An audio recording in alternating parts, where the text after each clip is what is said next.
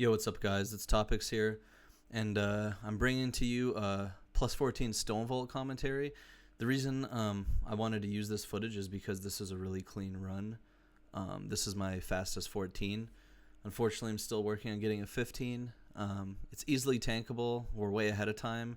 Something just always happens, it seems, in my groups. I am pugging still, so that's probably part of it. But anyway, I wanted to bring you guys this plus 14 Stonevault, so let's get going.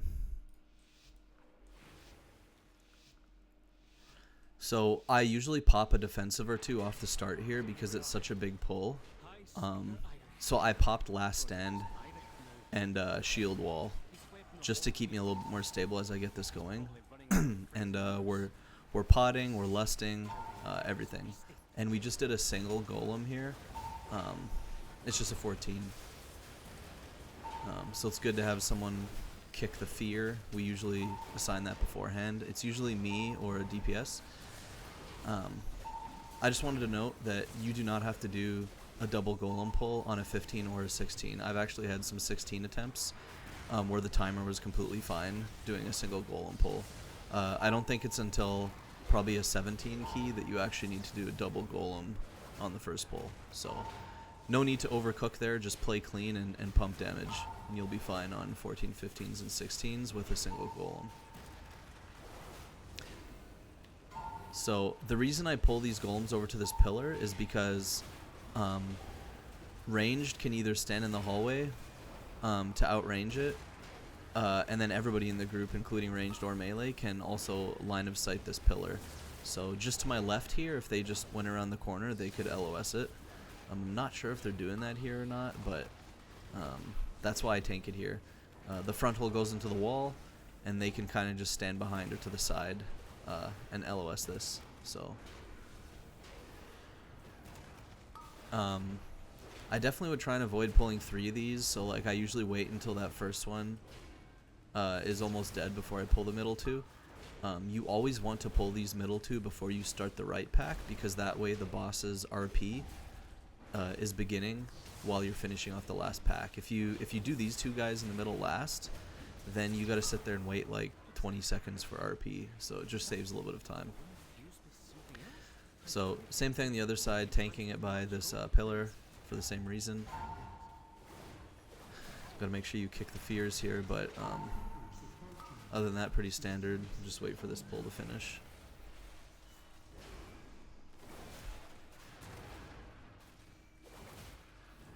Another thing to mention is you always want 2 Curse Dispels in here, which we have. We have a Arsham and a Druid, so there's the 2 Curse Dispels. I know some meta groups run Druid and Og, or Shaman Og. Some of them even have 3. They're running Druid, Shaman, Og, so they always have two Curse Dispels. So for the first boss, one other thing you should pre-discuss before the key starts is who's going to be breaking these spikes and how many of them. So just make sure you always figure that out, because different healers prefer different things. Looks like we actually broke 3 there, but healer was able to handle it. Typical is 114 or 222. You guys probably know that if you're watching this. And it's just depending on the healer's damage profile and how they want to heal this fight. Some of them want a little amount of damage, so they do 1-1, and then they prefer to just do a big healing output for the 4. Some of them prefer a more steady healing profile, which is why they do 2-2-2. But I think on the higher keys, you got to do 1-1-4, just because you can't avoid the you can't have the steady damage the entire fight like that. So I would definitely suggest doing 1-1-4 if you can. It's better for the healer to just kind of chill and then get their CDs and ramps lined up for the big 4 break. So as a tank, you want to press the defensive on every tank hit here. So the tank hit is the Seismic Smash. He's going to cast now. So you want to put a defensive here because it'll hit you, and it'll also put that debuff on you, that magic debuff. So if you don't have a defensive for one of those, you're probably fine, but you should let your healer know if you're in Discord that you're going to need a little bit more healing. I've taken that tank hit natty on 15 and 16, and you don't die as long as you have some mitigation up, but you definitely don't need defensive for every single one, but you should try and have a defensive for everyone.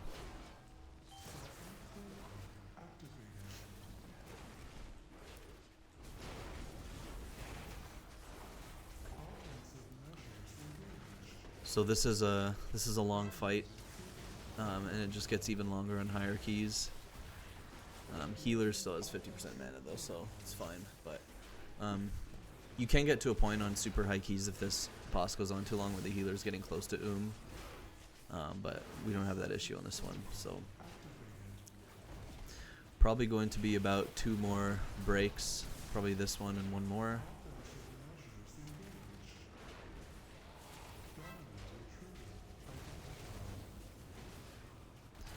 So we'll see here, probably get one more break. Boss is about to be sub 10 and we're in execute range right now, so.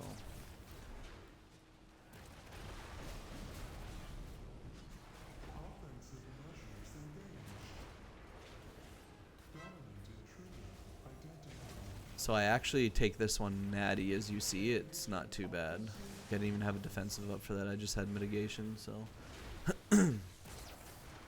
So for this next pull, it's a hard gather. I want to pause it for a second. This is a hard gather in Prot Warrior because the only ranged ability we have is our taunt, which is just a single target taunt, and our throw axe. The throw axe is single target. It does generate high threat. So to gather range packs like this, I usually taunt plus throw an axe. So that's just a tip here. I'll usually select a guy and taunt the guy, and then select a different person and taunt that guy just to generate even more threat, just because this is a hard gather. So you'll see me do that here with the caster pack, and then I leap over to grab the other pack and kind of meet in the middle. So we'll watch this pull. Leap over here. There we go. I do press wall to stabilize here, and you have to spell reflect the Shadow Claw. That Void Despoiler will do a Shadow Claw, which is a super huge tank hit. If you don't have a defensive or a spell reflect for it, you probably will get one shot. If not on this key, especially like a 15 or 16. So it's coming up here again. I'm going to press spell reflect. And it died anyway, but they actually nerfed this. Those Shadow Claw tank hits used to be like every 10 seconds, and it was super hard to live because you had to have something every 10 seconds. Now it's every 20 seconds, so it's a little bit easier. So, yep, I'm just going to do these first 6. I sometimes opt to do the first 6, and then once they're either half dead or a few of them have died off, I go grab the rest, because doing all 9 in a pug with no Discord is very difficult.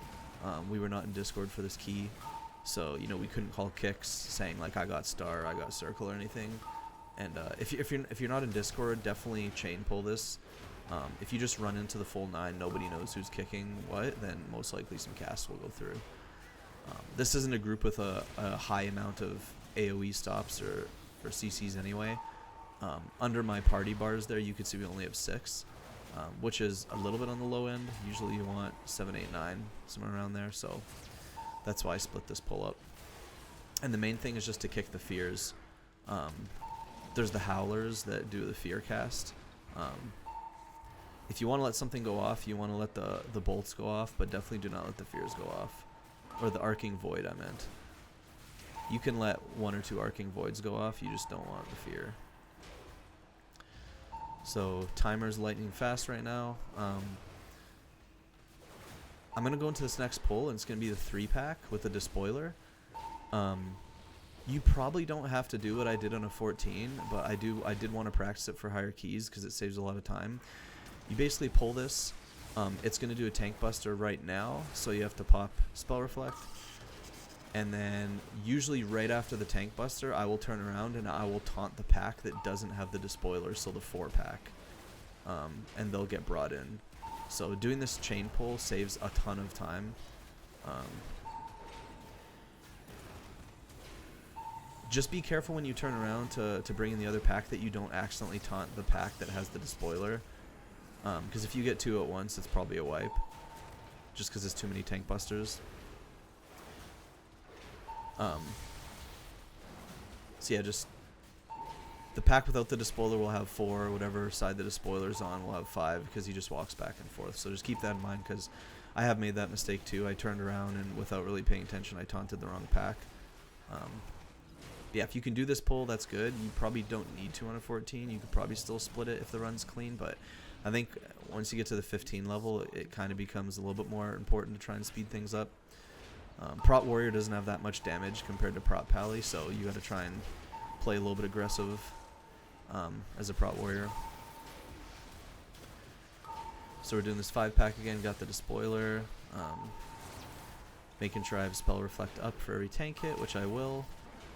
And then it's just getting the kicks on the other 3 and sending your stops. So, Spell Reflecting as the Shadow Claw is coming up again. So, looks like we're going to beat the AoE, which is nice. Oh, didn't quite beat it, but you kind of want to beat the second AoE to make it easier on your healer there. So that's kind of the goal, is to funnel the priority damage and funnel the despoiler to get that down. So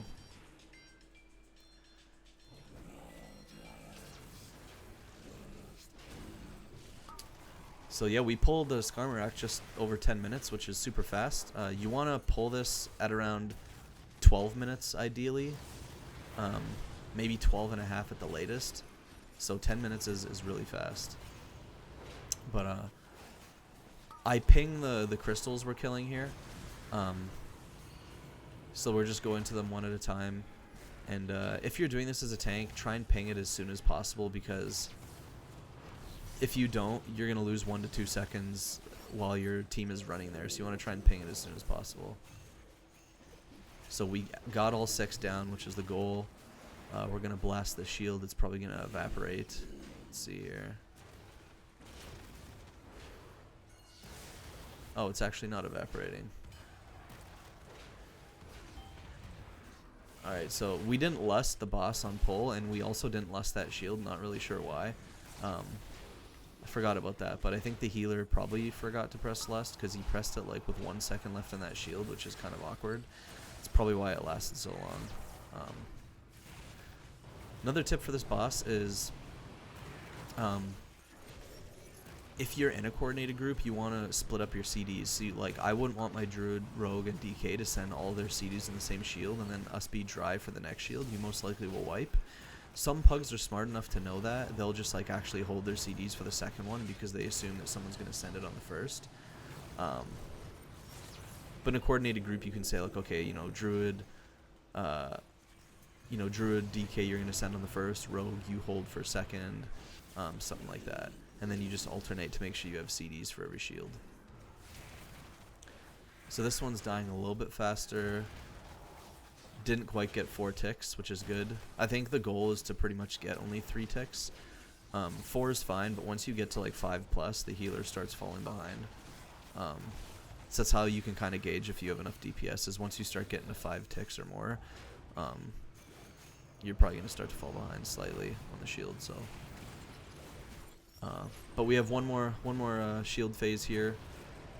By the way, the rule of thumb is if the boss is sub 25%, you can just single target the boss down, and you will probably skip a shield. I say that because it's typical to get only 4 shields, and if you divide the boss HP up in 4, it's 25% each. So if you get out of a shield phase and the boss is at below 25%, you can probably just focus the boss, especially since it's going to be in execute range shortly after that. But if it's above 25, it's safer to just do another shield phase. So this one's lasting really long. Like, we're already at 5 ticks. I think that was 6 ticks, which is longer than usual. Any longer than we probably would have wiped, so I don't think anyone had CDs. So we're just going to focus boss now.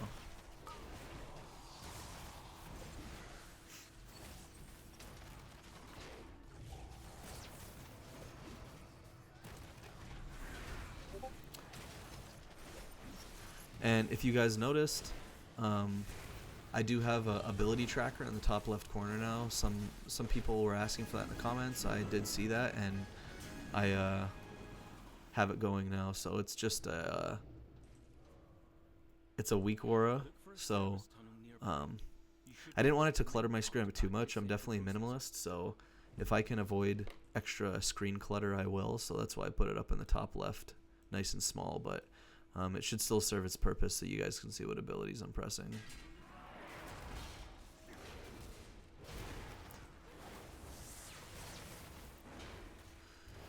So I waited a second there because I didn't want to pull the Forge Hand patrol. It's just too much. So we're just doing the 6-pack, and I think I'm going to pull the Forge Hands after. Another thing is, without an AUG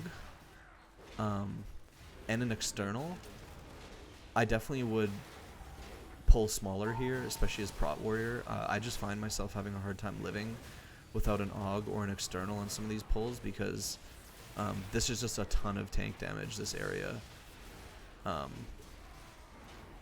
So do not pull the Forge Hands with this pack or the next pack. You can chain it, but I would do the Forge Hands by themselves until they're a little bit weak and then chain them in.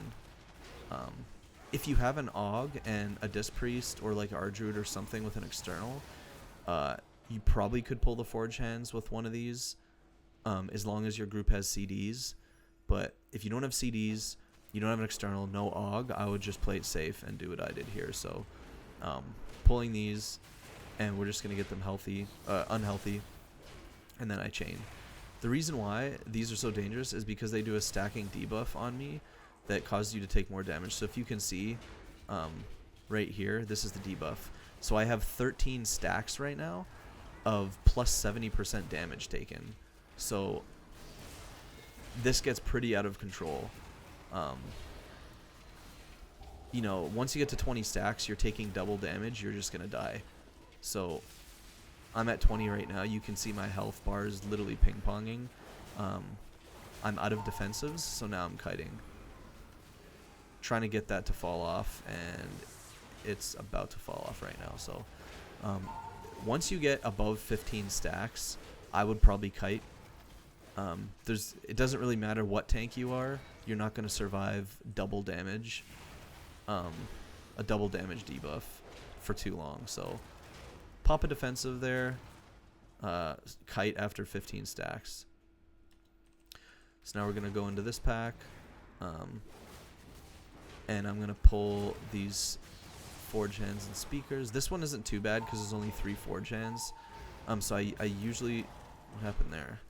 The rogue died there. I think he probably had aggro as those were coming in. Not much I could really do. I taunted them and threw an axe.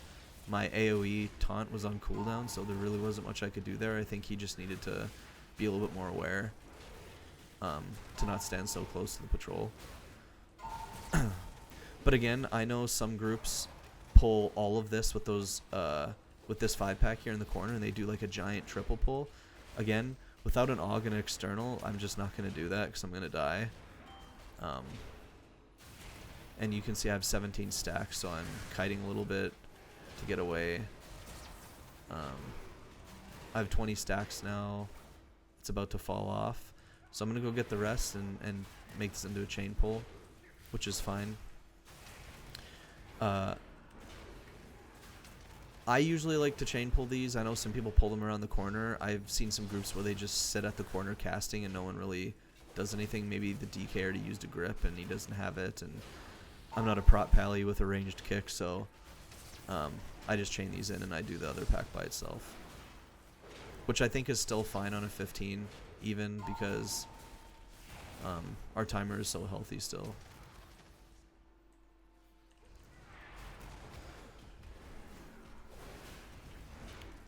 If you are doing a route where you're skipping the 2 guards in the last hallway with a meld or an invis or something, you would actually pull another pack with this. The pack just around the corner to the right up there. But we're not doing that. You don't really have to do it on a 14, so we're just doing this pack by itself. You don't really have to meld on a 15 either, but I think once you get to the 16 level-ish, you probably want to meld those 2 guards because it just makes the pull way easier to not have so many frontals to dodge. So now the casters are dead. I'm kind of making my way over to boss.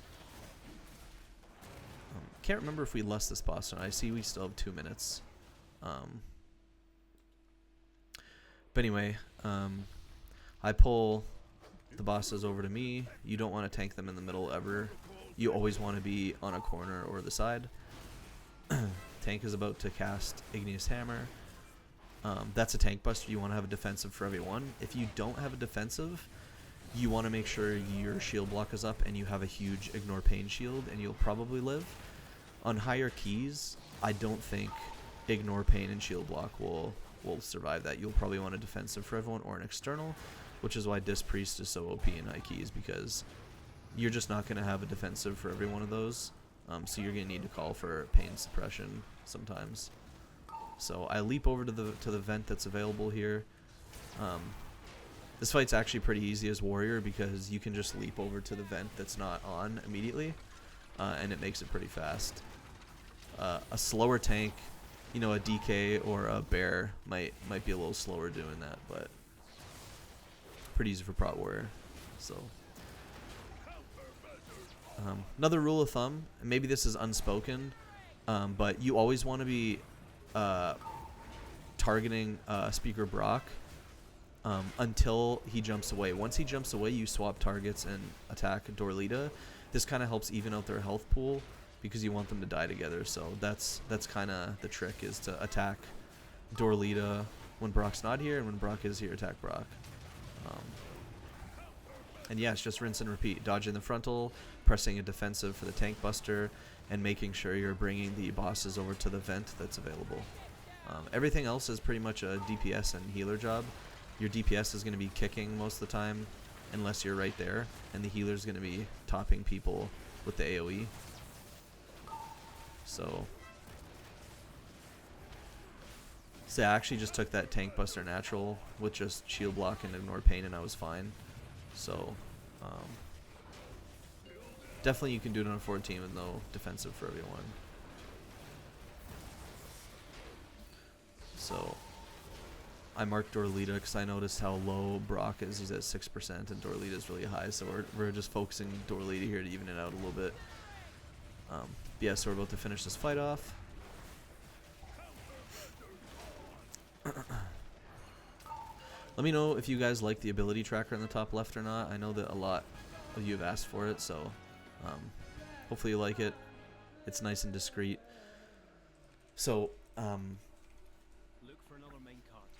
so yeah, if you have a rogue or a priest, you can skip the pack by the cart with either Shroud or Mind Soothe. The patrol was bad here, so we just decided to walk back. That patrol has True Sight, so if the patrol is too close to the cart pack, you just have to walk back. If it's not close to the cart pack and you have a priest or rogue, you can skip. I don't think a DH or an evoker can help you there because the pack is just too close. You need something to get you past the whole pack, not just one. But we walked back because the patrol is bad. So as you can see, we have like 12 minutes for this last hallway, which is insanely fast. You really only need, if you play clean on this last hall with no deaths, you need like 8.5 to 9 minutes ish.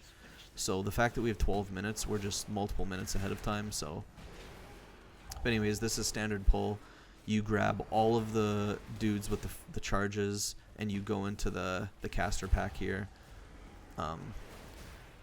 I would say this is probably the hardest pull. This is probably the hardest pull of the dungeon. You see the healer went down right there and onked. I think he got hit with a charge. But you have the 2 casters you got to kick. You have 4 frontals you have to dodge. And at the same time, the Rock Smasher casts Smash Rock, which is a huge AoE, and he also spawns swirlies you have to dodge. So it's an extremely hard pack. Takes a lot of coordination, a lot of awareness. You have to be on your toes constantly. I would actually I kind of focus the casters and the Rock Smasher guy, because you don't want either to live too long. If the Rock Smasher lives too long, you're going to get way too many stacks and you're going to die from the AoE. If the casters live too long, you're just probably going to eventually miss some kicks just because they're all over the place. Definitely do not target the guards that charge though. They don't do really anything except you have to dodge. The other stuff is definitely more dangerous. So we're finishing this off because you don't want frontals going at you when you're fighting the other pack. So finish that off if you can. And then we're just doing this 3-pack. So this 3-pack, the name of the game is really just kicks. The earth burst totem is going to spawn, and you want to kill that immediately before its burst goes off. Otherwise, you will die. It'll wipe the group. So when the totem is up, target to that. Otherwise, just make sure you're kicking everything. This is constant cast here, so send all your kicks, send all your stops. And then you can line of sight 1 pack at a time around the corner. The other corner you can just fight in the room, but this pack you want to line of sight around the corner. Because if you try and fight it in the room beside the other one, you're going to end up pulling everything. So these last two are harder than the one we just did, because not only do you have the casters that are spawning totem that you need to switch to and focus, but you also have the rock smasher that's casting the AoE and giving you extra stuff to dodge. So again, this last hall is probably the toughest part in the dungeon for the whole group. For the tank, it's okay. I do think some of the other pulls are equally as hard as a tank, but in terms of group coordination, this is probably the hardest part.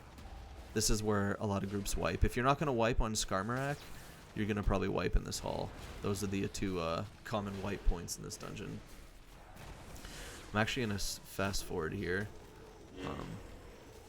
I actually line of sighted the other pack. I'm not sure why. We could have just went into the room and fought it. So you don't need to do that.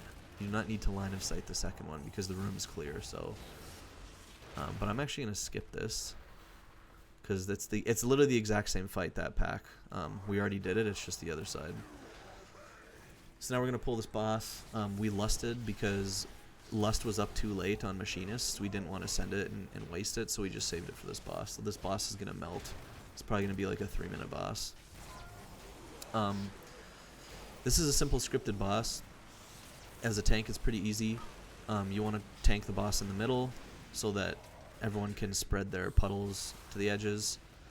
You want to dodge the frontal. And you don't really need to press many defensives on this fight as a tank, at least on lower keys. You might have to on higher keys just due to the rot damage. But when he casts Void Corruption and puts it on multiple party members, you always want to let the DPS or healer clear their debuff first.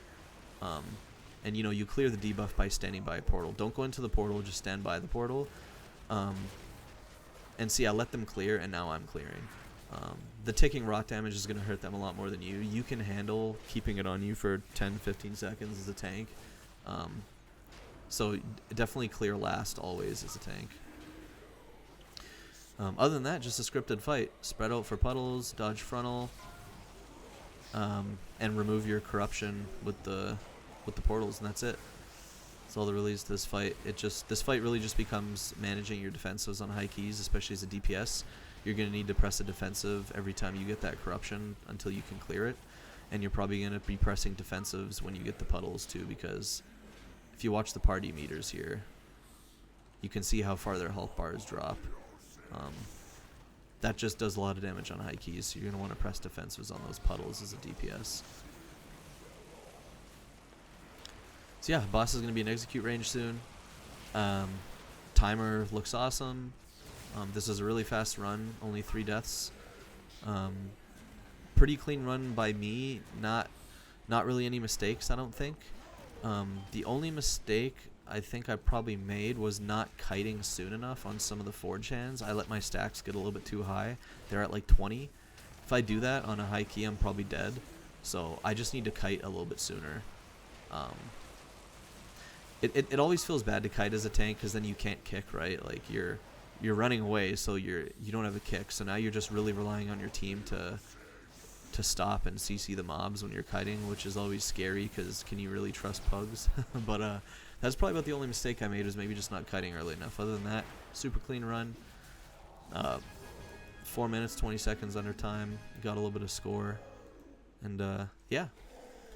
That's the Stonevault commentary. Leave a comment down below if you guys enjoyed this.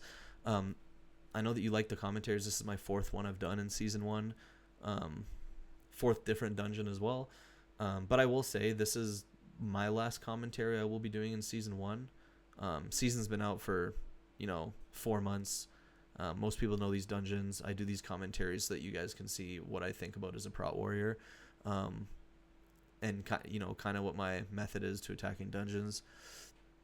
But yeah, the season is winding down. I am still playing. I'm not pushing extremely hard anymore. I'm like 50 points from title, so it's probably still possible for me to get title. I'm not sure if it'll happen. It's just really tough to play off meta in modern WoW right now without a team. So we'll see.